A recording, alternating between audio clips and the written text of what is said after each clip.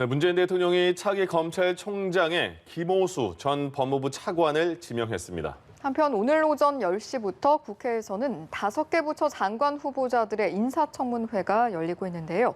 관련 내용을 포함한 정치권 이슈들 최민희 전 의원, 김연아 전 의원과 함께 짚어보도록 하겠습니다. 네, 두 분 어서 오십시오. 안녕하십니까. 예, 김오수 지명자는 박상기 조국 추미애 법무부 장관 시절에 차관을 했었고요. 보니까 공정거래위원장, 금융감독원장 후보로도 거론이 됐고 검찰총장 후보로도 계속 거론됐는데 그동안 안 됐다가 이번에 이제 검찰총장 후보로 지명이 됐습니다. 이 지명까지의 과정 어떻게 보셨습니까? 우선 이슈가 김오수 전 차관이 아니었고요. 네. 이성윤 지검장이었죠. 예. 그래서 일단은 이성윤 지검장의 경우는 이런저런 부담 있고 사실 본인도 부담이 있지 않겠습니까?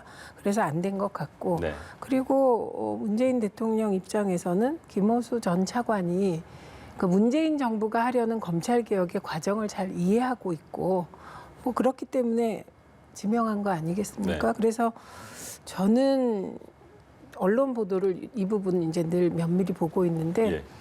이성윤 지검장은 거의 타겟화되다시피 해서 이성윤 지검장과 뭐 김학의 출금 문제 이런 것과 관련하여 계속 이 사람은 안 된다는 입장이 언론을 통해서 막 제기되더라고요. 예. 그것도 좀 신기한 과정이었는데 어쨌든 이성윤 지검장이 인사추천위원회에서 탈락하게 되잖아요. 네.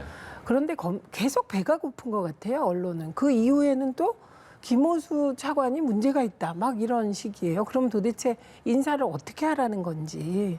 그래서 저는 그런 언론 보도에 대해서는 좀 문제의식을 느꼈습니다. 예를 예. 들면 김오수 전 차관이 이러저러해서 문제가 많다가 아니라 문재인 정부에서 차관을 했기 때문에 조국 그 추미애 전 장관 시절에 차관을 했기 때문에 안 된다. 이거는 그럼 어디서 인재를 구하란 말인지 네. 그 부분은 이해하기가 어려웠고 오히려 거꾸로 김오수 전 차관, 김오수 내정자에 대해서 민주당 일각에서는 이분이 제대로 검찰개혁을 마무리할 정도의 뚝심 있는 분인가 이 부분에 대해서 캐션 마크를 가진 분도 있다는 거예요. 그러니까 네. 결국은 어느 정도 문재인 대통령은 중립적인 시각을 가지고 있는 분을 선택했는데도 이렇게 언론이 문제를 삼아서 저는 이 부분이 조금 의아했습니다.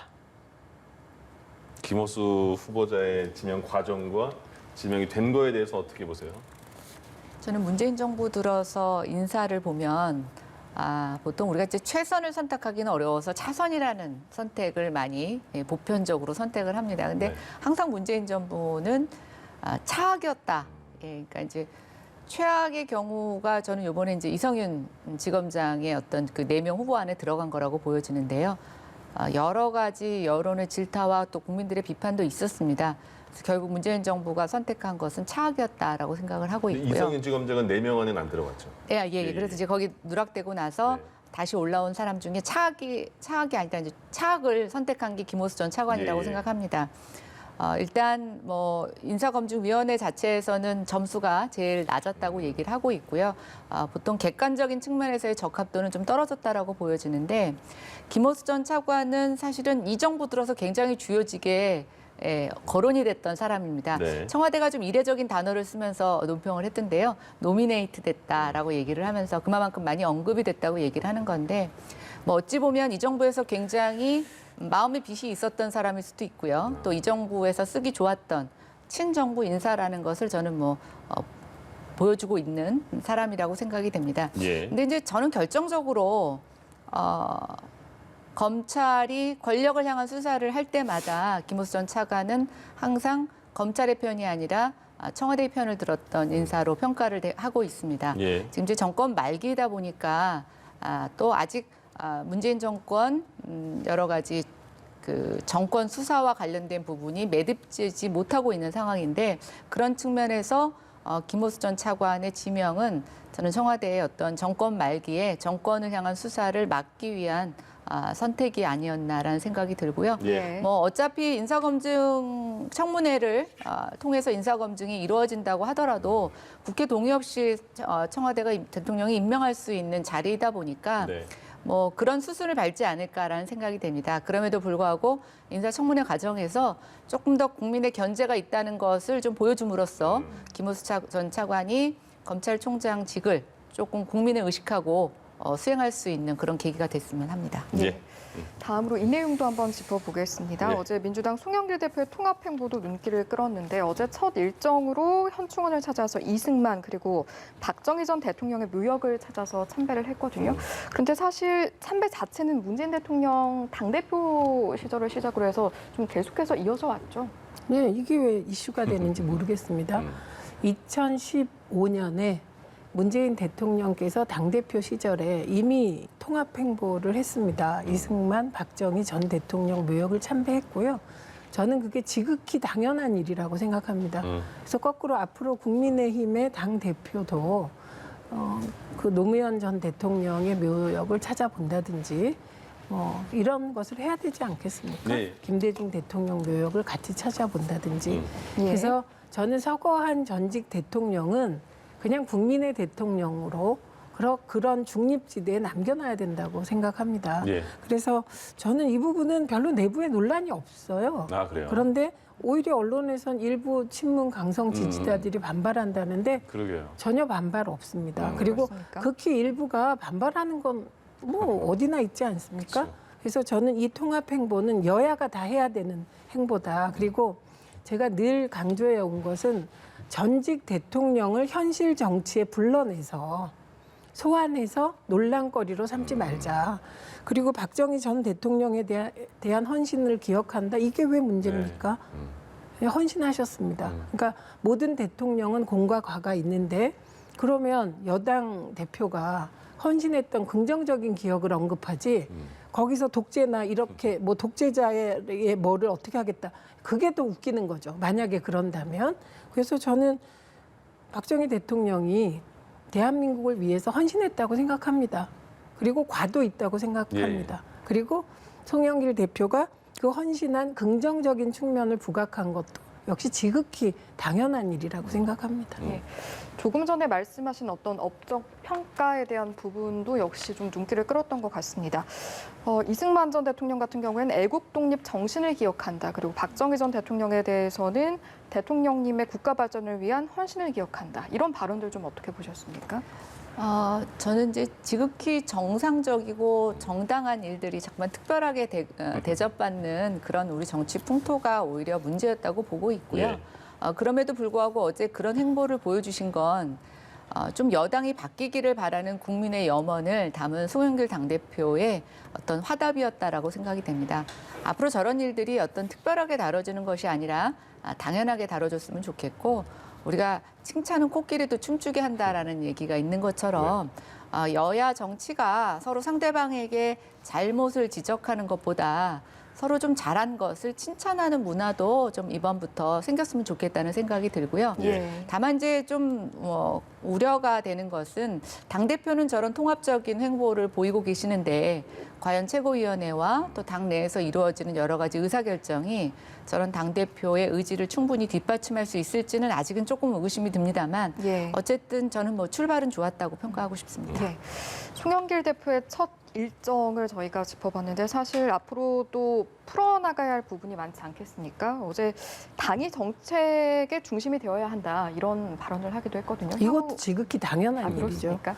이게 개혁을 추진할 때, 그러니까 정당이라는 거는 검찰 개혁을 놓고도 이견이 있는데요. 그리고 이견이 있어야죠. 이견이 없으면 민주정당이라고 볼 수 없잖아요.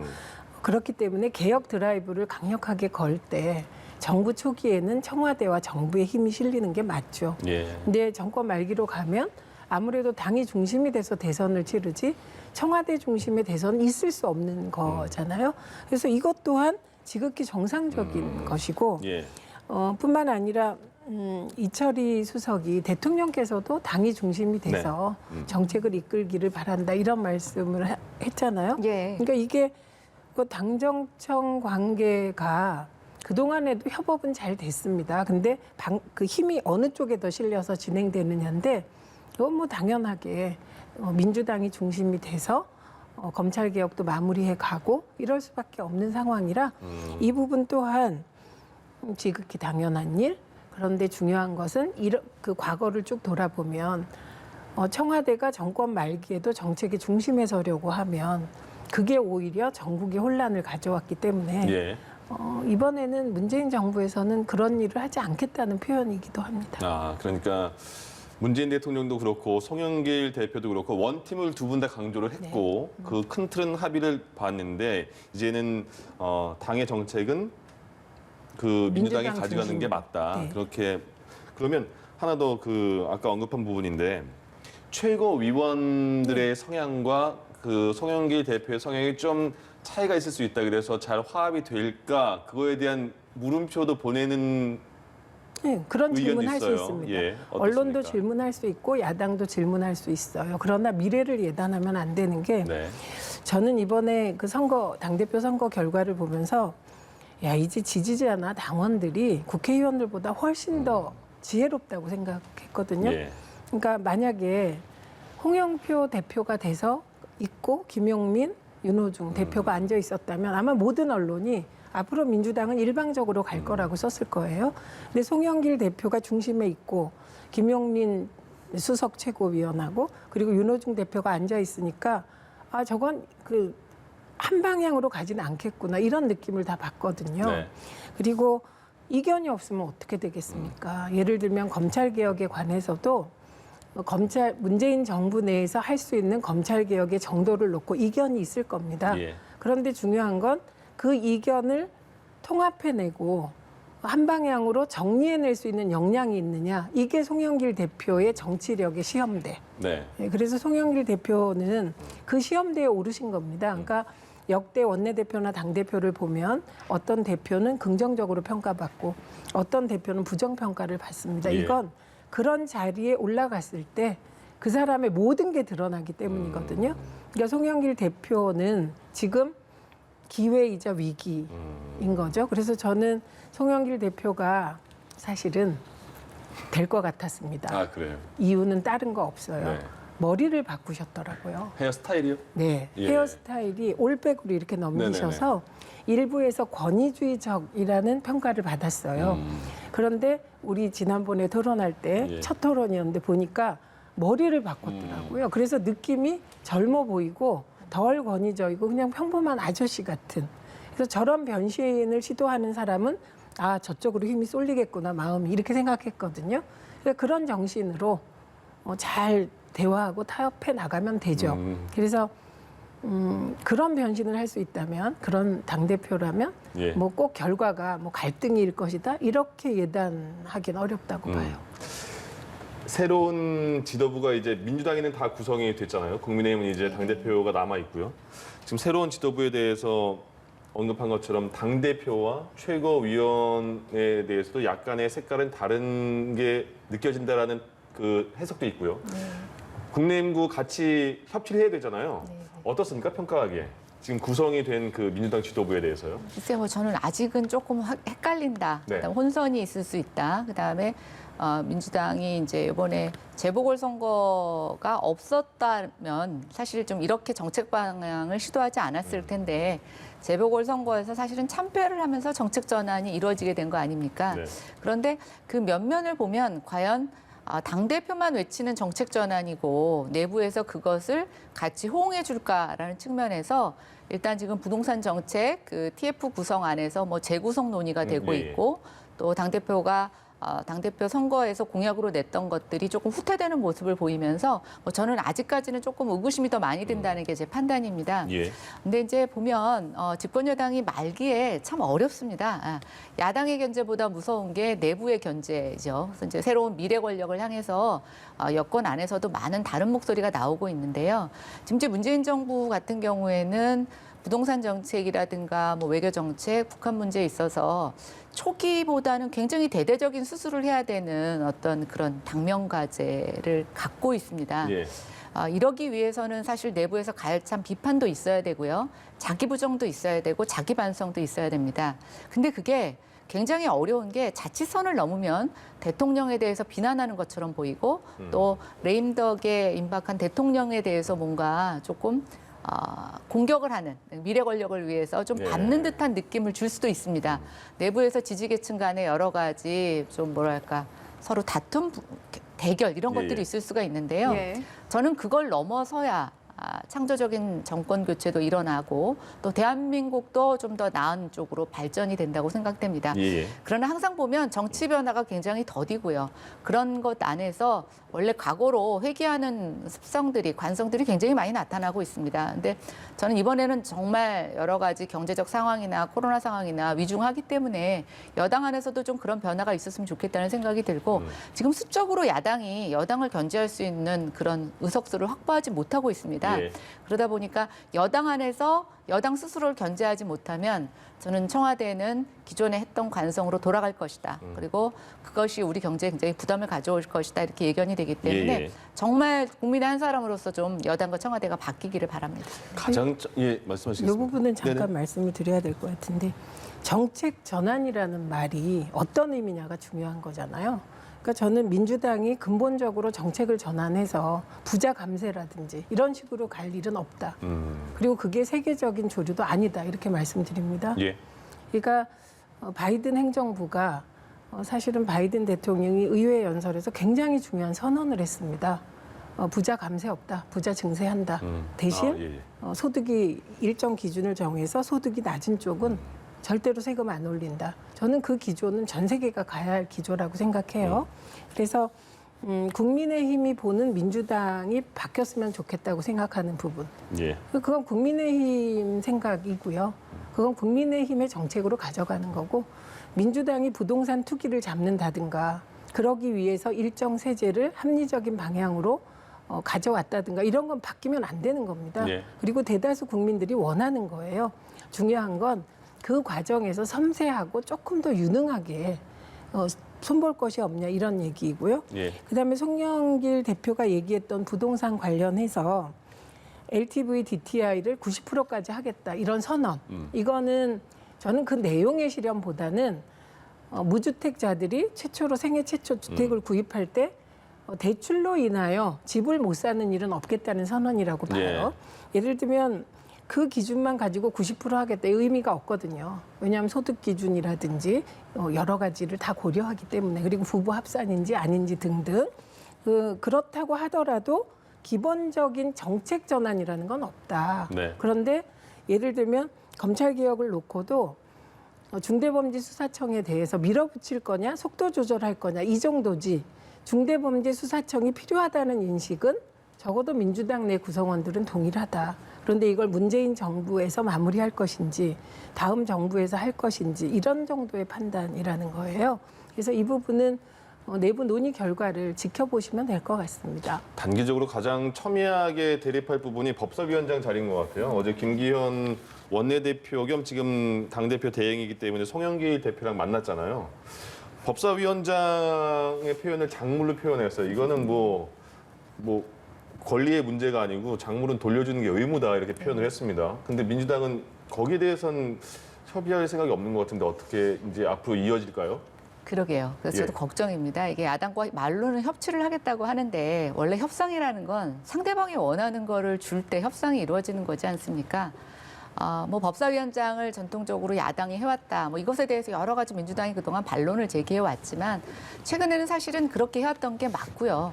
또 지금 야당이 전체적으로 부족한 의석수에 밀리는 상황에서 법사위원장을 요구를 하고 있습니다. 네. 그러면 저는 정말 협치를 원한다면 지금 국회 후반기에서 특히 재보궐선거에서 어떤 국민의 판단, 심판이 좀 결과로 드러났다라고 하면 저는 이걸 양보하는 것이 협치의 가장 큰 우선 선결 조건이 아닌가라고 생각이 되는데 그걸 선을 딱 긋고 나온다라고 하면은 뭐 야당이 더 이상 어떤 말을 할 수가 있겠습니까?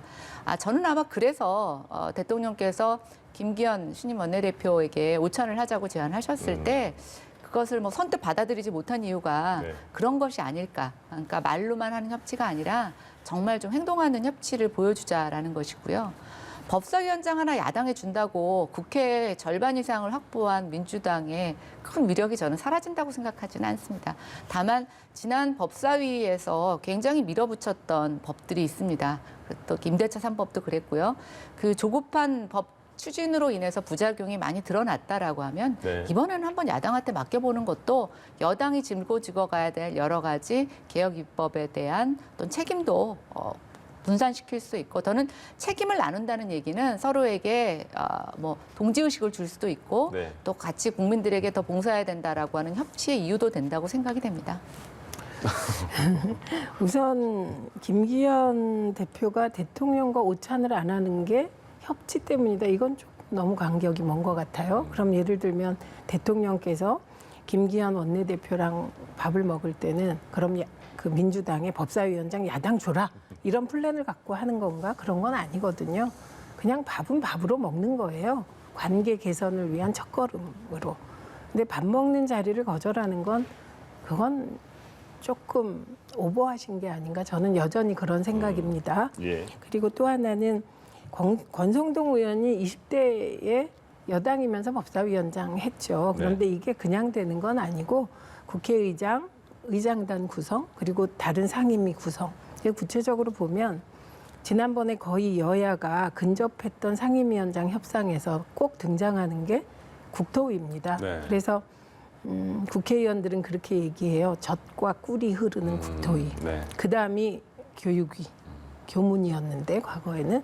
그래서 그 교육위는 정말 예산이 많아서 지역구를 하는 국회의원들에게는 그 상임위 가는 게 꿈이에요. 1위 국토위 뭐 이런 식인데 그런 여러 가지 그 자리를 놓고 전체적으로 협상을 하는 거거든요. 그러니까 저는 지금 국회에서 법사위원장만 놓고 설왕설래 하는 게 굉장히 하수 정치다 이런 생각이 들어요. 그 여든 야든. 그래서 상임위 얘기를 하려면 사실은 전체적으로 다 놓고 다시 협상을 해야 되는 그런 사안으로 보입니다. 예. 그리고 저는 여상규 위원장 법사위원장일 때 그 트라우마가 너무 커서 정말 법사위원장 자리는 굉장히 국회에서 중요하구나 이런 생각이 있기 때문에 이게 작물이니까 돌려달라 혹은 뭐 이건 국민의힘이 상임위원장 자리를 걷어찼다 이런 수준의 말을 서로 주고받는 그런 의미 이상일 거라고 생각합니다. 그래서 정말 국민의힘도 민주당도 이 부분이 중요하다고 생각을 하면 이렇게 공개적으로 언론을 통해서 말폭탄을 주고받으시지 말고 예. 정말 원내대표 간에 협상을 시작해야 될 것이다. 수석 부대표 간에 이런 생각이 듭니다. 네. 예. 이런 상황에서 국민의힘도 뭐 아직 날짜가 특정되진 않았습니다만 곧 전당대회가 열릴 텐데 이번 주에 준비위원회가 출범을 하는 거죠? 네, 지금 그렇게 준비를 하고 있습니다. 신임 김기현 원내대표가 이제 비상대책위원장까지 직무대행을 하시면서 예. 이제 본격적인 준비에 착수할 것으로 예상이 됩니다. 네. 그런데 이제 김기현 원내대표가 영남 출신이다 보니까 당대표 선출에도 영향을 끼치지 않겠느냐 이런 시선, 영남 견제론이 있고 또 영남 배제론은 오히려 역차별이다 이런 이야기도 있고요. 좀 후보로 나설 예정인 분들 사이에서도 좀 시각이 엇갈리는 것 같더라고요. 보통 이제 후보들은 자기한테 유리한 구도만을 얘기를 합니다. 근데 지금 저희 당이 갖고 있는 근본적인 구조적 문제가 있습니다. 지난 21대 총선에서 수도권에서 굉장히 참패했기 때문에 원내 구성 자체가 PK, TK 중심으로 되어 있다라는 거죠. 그래서 이제 이게 뭐 어떤 의미를 갖느냐, 뭐 우리 지지층이 거기 많다 이런 걸 떠나서 전국 정당으로 거듭나는 데에 걸림돌이 됩니다. 그러니까 자기 지역, 자기를 뽑아준 지역 주민들의 민심의 온도는 잘 읽겠지만 그렇지 않은 수도권에서의 민심을 담기가 어렵다는 구조적인 문제가 있죠. 근데 내년에 또 대선이 있지 않습니까? 그래서 우리 당은 분명히 우리 당의 국회의원을 많이 선출하지 못한 수도권 지역에서의 민심을 읽는 것이 굉장히 중요하다고 생각이 되고 예. 그것이 지난 4.15 참패에 대한 어떤 반성이었으며 김종인 비대위원장께서 그 비대위가 끌고 갔던 일종의 개혁의 방향이었다라고 보여집니다. 예. 그런데 제일 중요한 건 뭐 비수도권에서 당대표가 나오면 제일 좋을 수도 있지만 저는 사람의 문제가 아니라 당대표로 나오신 분들이 본인이 우리가 잘 들을 수 없는 수도권의 민심을 어떻게 담아낼 거냐라는 것에 대한 공약 또 그런 것에 대한 본인의 태도를 어떻게 표력하느냐에 따라서 굉장히 저는 판도가 달라질 거라고 생각이 됩니다. 예. 뭐 책임 당원 수가 TK, PK 많다 보니까 그쪽의 분들에게 얼마만큼 설득하느냐가 중요하다라고 보여지는데요. 예. 저희는 이번에 그 부산과 서울의 재보궐선거를 겪으면서 우리 당원들도 굉장히 많이 정권 교체에 대한 바람을 넘어서 우리가 전국 정당으로 바뀌어야 된다라는 것을 아주 깊이 체감하고 계신다라는 걸 저는 이번에 발견했습니다. 네. 그래서 이번에 저는 뭐 사람이 문제가 아니라 그분들이 내거는 캐치프레이즈, 그다음에 앞으로 어떻게 정당 개혁을 할 거냐라는 내용에 더 좀 관심을 가져주시기를 바랍니다. 국민의힘 전당대회 전망 한번 해주시겠습니까? 이게 홍영표 후보가 민주당의 당대표 경선 과정에서 네. 많이 억울해했다고 합니다. 예. 본인은 준비가 충분히 돼 있는데 친문 핵심이라는 이유로 배제되는 이 분위기가 말이 되냐. 그런 전언이 있었는데 그 심정 충분히 이해하죠. 그리고 이 영남 배제론이 마치 국민의힘에선 같은 영남권 출신들에게 억울함을 줄 것 같습니다. 예. 그래서 이 부분의 판단은 저는 조경태 의원 말이 맞다고 생각해요. 당원들의 판단을 받아보자. 애초부터 배제는 안 된다. 그러니까 그거는 너무 당연한 민주적 절차의 원리라고 생각을 합니다. 근데 예를 들면 좀 더 나가서 그 영남권에서 탈피하자는 주장이 이게 해당 행위다. 이런 식의 발언은 또 곤란하다고 생각해요. 저는 사실은 민주당에 비해서 국민의힘 야당 쪽은 굉장히 좋은 언론 환경이라고 생각합니다. 홍영표 후보는 속으론 그런 생각을 할지언정 공개적으로는 그런 말씀을 못 하세요. 하는 순간 몰매를 맞거든요. 그런데 국민의힘의 경우는 어떤 분이 영남권에서 탈피하는 것은 해당 행위다. 이런 얘기를 해도 아무 언론도 비판을 안 하거든요. 그래서 이걸 보면 홍영표 후보는 되게 억울할 것 같죠. 그런데 이게 길게 보면 결코 좋지가 않다는 거예요. 그렇기 때문에 저는 그 조경태 후보 말대로 그러니까 출마를 배제하는 건 있을 수 없고 네. 또 당원들의 선택을 받아보자. 이게 정답 같습니다. 예, 예, 알겠습니다. 여기까지 듣겠습니다. 지금까지 최민희 전 의원 그리고 김연아 전 의원과 함께했습니다. 두 분 고맙습니다. 고맙습니다.